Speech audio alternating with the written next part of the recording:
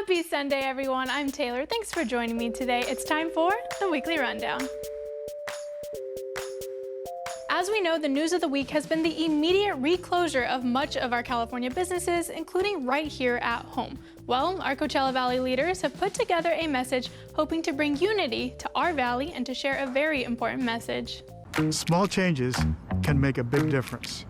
Wear face covering because we're in this together. We pledge to keep our valley safe and reopen safely. Let's stop the spread by being informed and doing our part. We're all taking that pledge. Join us in taking that pledge with us. We pledge to be responsible and to help save lives. Each of us must pledge to keep our valley safe. Let's be safer and greater together. This is our pledge to you. We can get through this together. Everyone here at NBC Palm Springs is taking the pledge too. Thank you to our local leaders for doing that. One of the hardest things about Corona is that the most basic human need is for connection, for touching, for hugging. So apart from my partner, I can't hug my children, my grandchildren. So nature is beautiful, so you express your love for nature by hugging a tree. That's what we're doing. Now here's the way authorities in Israel are trying to get around not being able to embrace family and friends. Be a tree hugger. Israel's Nature and Parks Authority is getting people to wrap their minds on this campaign through social media. The idea is to try to help people overcome the sense of detachment that social distancing rules can bring. So if you're watching this, then feel free to join the movement and maybe we can really bring it all the way to the Coachella Valley. Tag NBC Weekly in your Insta posts. An English pub owner has come up with a novel to maintain social distancing. Johnny McFadden, who runs the Star Inn, installed an electric fence to keep customers at a safe distance. He said the fence is not on, but everybody thinks it's on. They'll keep well away from it. It's the fear factor, he said when describing it. Okay, now that's just plain mean, but hey, that's also pretty creative, so I guess I support it. Now forget drinking tea. Britain's Buckingham Palace is launching its own brand of gin. Key ingredients for the London Dry Gin actually come from Queen Elizabeth's very own backyard garden at the palace. Gin is hugely popular in Britain. This one is infused with citrus and herbal botanicals, several plucked from Buckingham Palace's own backyard garden. An elegant, florally decorated bottle costs about $50. Details about the gin appeared in a release from the Royal Collection Trust. The trust is selling the gin to raise money for the conservation of the Royal Art Collection. Now get ready for a ride way back in the time machine.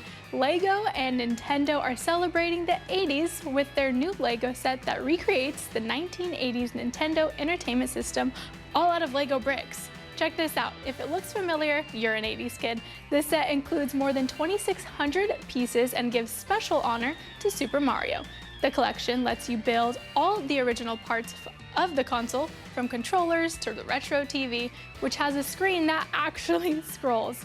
So set your clocks, 80s babies, because Lego retail stores and Lego.com will start selling the nostalgic set in August.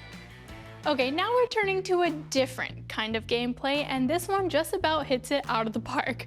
The Dodgers may have found a secret weapon in left field, and it's one of the team's clubhouse attendants. During an inter-squad game, Chris Taylor tagged up from first base on a routine fly ball to left field, but Francisco Herrera, the attendant, was camped under it, making the snag, then firing a strike to second base that easily beat Taylor for a double play.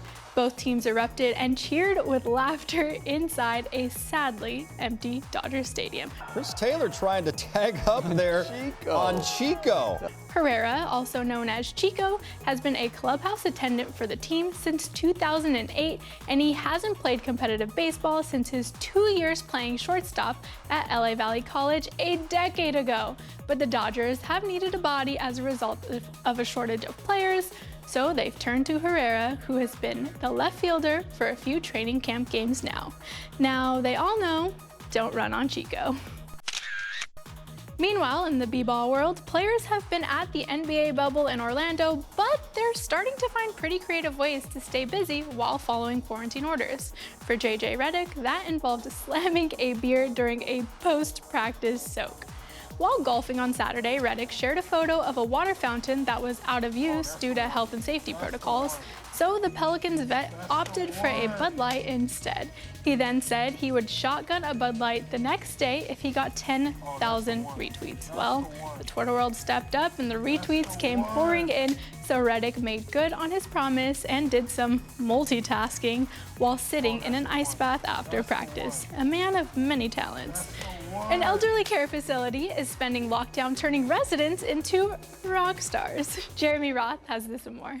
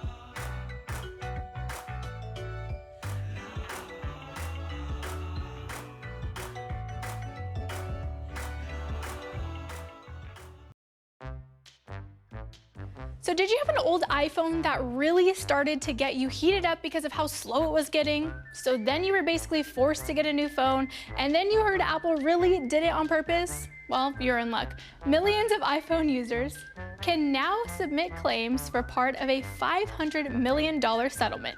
It stems from a years-long legal battle where Apple admitted to using software updates to purposely slow down its phones. The company says it did so to protect phones with older batteries. Many owners believe it was a ploy to nudge them to buy newer, faster models. I caved. People who purchased several different iPhone 6 or 7 models before December 21st of 2017 are entitled to receive $25 per affected device. I mean, okay, that's enough for a nice dinner, right? Japanese baseball fans are still not allowed to attend games, but one team brought 20 robots to the stadium to cheer on its players.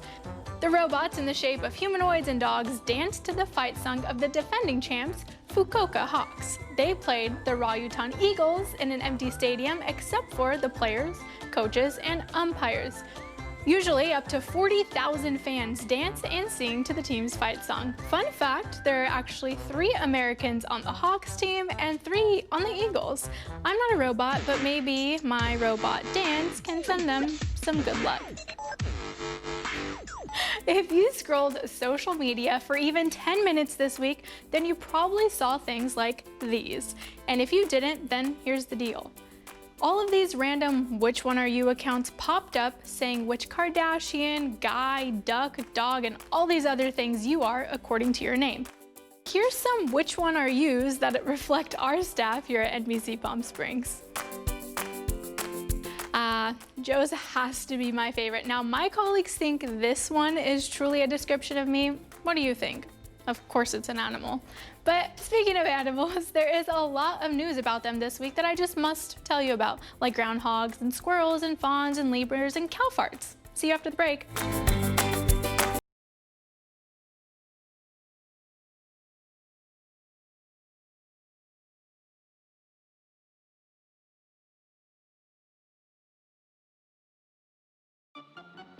Welcome back to the weekly rundown. I told you we have lots of animal news this week, so here it is. And I hope I didn't keep you thinking about tooting cows for too long, but I'll get to them in a minute.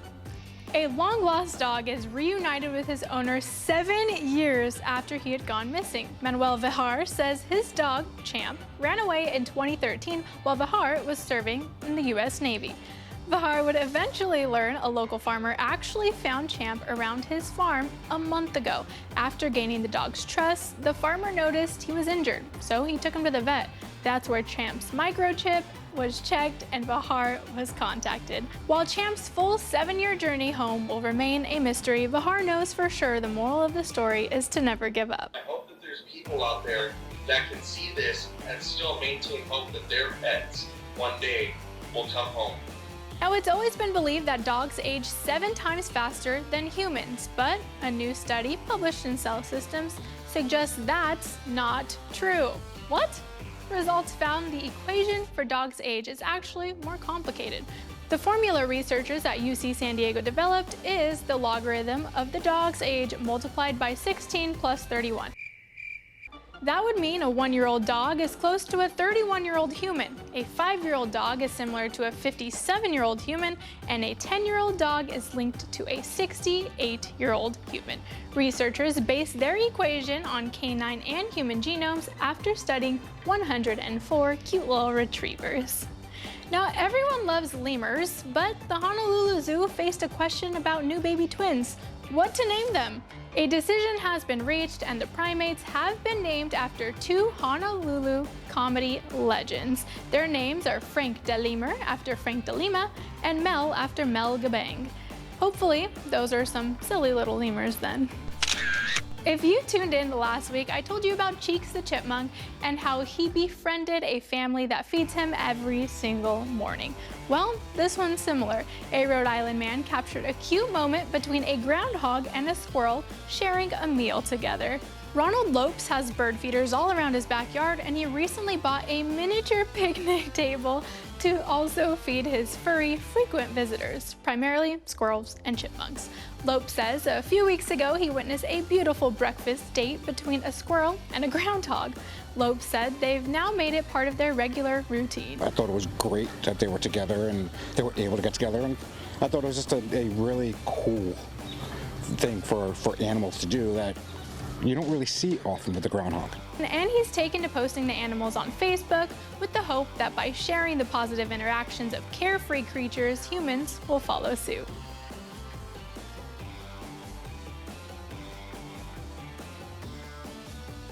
A pool crew in Massachusetts could barely believe their eyes as a fawn took a dip while they're working. Watch as the fawn ran through a fence, hopped into the pool, and swam a lap before dashing through the other end of the fence. The fawn appeared to be okay, just a little wet and a lot cooler. Now imagine seeing that back here. Whew. Now this is so sweet. Police in Australia have a new recruit in the form of an 8-month-old baby wombat. The wombat, called Ted, was taken in by New South Wales police after his mum passed away. Since then, Ted has been a regular fixture at the police station, running about the place or taking naps in his portable bed. Ted will remain under the care of police until he's at least 18 months and old enough to be released back into the wild. Police say all the officers have taken to Ted and enjoy having him at the station. Gino, boss man, can we get a station pet, please? Police stations are just popular now. Footage uploaded to Facebook by Queensland police showed they were visited by an unusual suspect to their police station in Northern Australia. A cow. The curious animal was spotted on surveillance cameras wandering around outside before entering the building. I mean, maybe he was just really hot and couldn't take it. Surprised staff members can then be seen shooing the animal out. The cow left and no one was hurt. Now to the tooting cows you've all been waiting for. Burger King wants to lower its contribution to methane gas by feeding its cows a little healthier diet that will lead to fewer cow toots releasing the gas into the environment. The cows are being fed 100 grams of lemongrass daily. Burger King says that can help cut emissions by 33% each day. Most methane in the environment comes from releasing gas, what a 6-year-old boy would call farts. Those emissions are a key contributor to climate change. So if you go to Burger King from here on out, you may be eating new lemongrass-fed beef Whoppers. Very interesting. I'll let you think about that one. Me and Manny will see you after the break.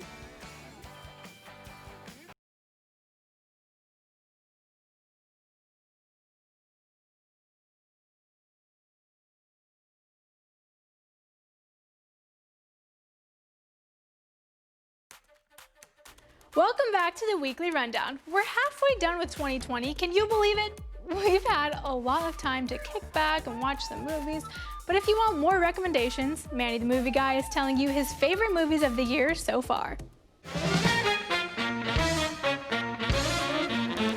Hello movie buffs, from documentaries to comedies, here are my favorite films of the year so far.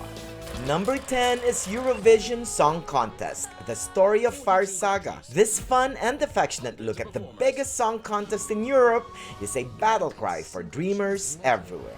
Number 9 is Bad Education. Based on true events, Hugh Jackman and Allison Janney shine as a pair of Long Island School District officials behind the largest embezzlement scheme. Number 8 is The Assistant. In this day and age of the Me Too movement and the evils of Harvey Weinstein, witness the story of Jane, the fantastic Julia Garner, who works as an assistant to a powerful entertainment mogul. Number 7, Never, Rarely, Sometimes, Always. A young woman's quest to get an abortion becomes neither a pro-choice or pro-life debacle, but more about her quest to discovery and freedom. Number 6, Bacurau. This co-production between Brazil and France is hard to pin down. It's part Western and sci-fi with UFO and Rambo First Blood twist. But look closely and it's about fighting social injustice. Number 5, The Vast of Night. This is a thinking man's sci-fi flick and can be a direct descendant of Close Encounters of the Third Kind. Quiet, meaningful, and frightful. Number 4, First Cow. Capitalism and the good old American dream are explored in this period piece about the Wild Wild West. Number 3, The Five Bloods. This is like the treasure of the Sierra Madre mixed with the Vietnam War and Black history. The result is a thought-provoking look about friendship and redemption. Number 2, 1,000 Cuts. This frontline documentary shines a light on press freedom in the Philippines. Renowned Rappler journalist Maria Ressa becomes a top target of President Rodrigo Duterte's crackdown on the news media. This clarion call is not just for the Philippines, but for those who love democracy. And my favorite film of the year so far is Palm Springs. Think of all the romantic comedy and time loop cliches, throw them out the window, and you'll get Palm Springs. It's a wildly inventive romp about the joys of life and love. I'm Manny the Movie Guy. Whether on the big screen or at home, I love movies. Coming up after the break, if you think you have the all-time best dad jokes or know someone who does, then this story is for you. Stay tuned. The Weekly Rundown will be back in 2.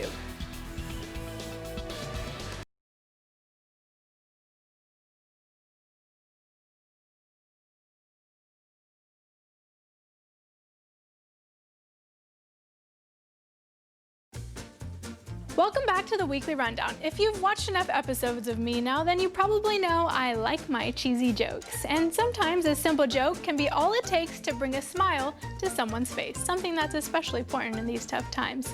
Well, a fellow NBC buddy in New York, Matt Paddock, introduces us to a man who's drumming up eye-rolling dad jokes in order to spread some joy in his community and across the country. The sound of scissors gliding through paper. A stroke of the pen. These are the sounds Woody Latour hears every morning. It's the fun thing, and we've had so many responses. For the past 100 days, Woody's been lifting spirits on this Heverling Street and back, and across the country through the power of laughter. Daughter down in South Carolina had this idea. She drove by this house in South Carolina and she saw people have a joke of the day. And she says, well, that's pretty cool. So she sent it to me, so I said, well, we can do that here. Woody's daily dad jokes reaching as far as Arizona through his Facebook page. We just need some positive stuff. It's just, everything's negative. We need a positive, uplifting theme or something like that, and this just does it. So. But I wanted to put Woody's dad joke skills to the test. How did the hamburger introduce his girlfriend? Meet Patty. Call a monster that likes to dance. I don't know, man. The boogeyman. Oh. Our glass coffin's gonna be a success. Remains to be seen. Knock knock. Who's there? Boo. Boo-hoo. Woody, don't get upset I'm beating you in the dad joke contest, man. You both did a great job, but I gotta give it to Matt. Woody, I'm... You don't look happy about that, Woody. What's going through your head right now? No, geez. 100 days I've done this, and this is what I get. Okay, they had some good ones. I definitely took some notes. Now we're switching gears from dad jokes to daddy-daughter bonds. There's good news about a unique way some dads are building stronger bonds with their young daughters. It's their chance to become better role models, even if it means going way out of their comfort zone. It's the beauty of ballet reimagined in an unconventional class combining dance with yoga, creating a special connection between dads and daughters. Lifelong dancer Erin Lee founded the Ishape Dance Arts Studio 7 years ago in Philadelphia, but started this class just last year. Back then, it was a class in a studio, a special place for fathers and their little girls to bond and build character.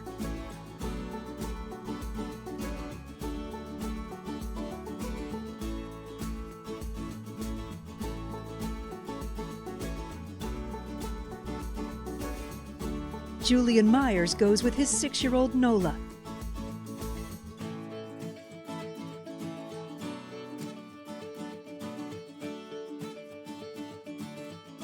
James Jackson is an essential worker delivering meals to those in need. When the pandemic hit and the classes went online, he and daughter Jay adjusted.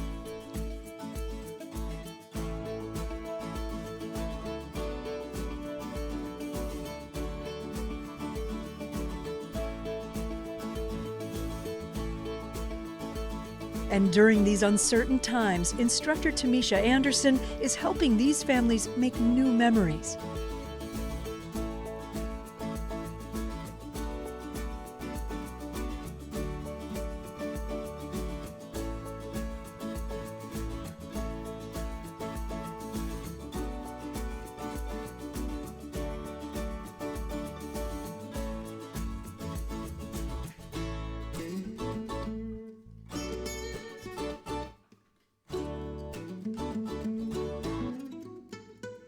Still dancing despite the distance, but hoping for the day when they can all be in class together again.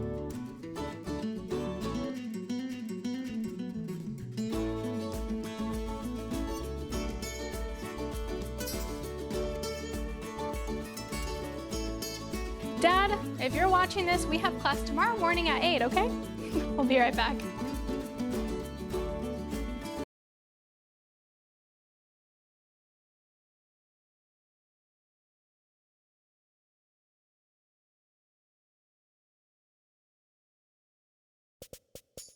Today is National Lollipop Day. Lollipop, lollipop, oh, lolly. All right, guys, have a great week. I'll see you on the flippity flip.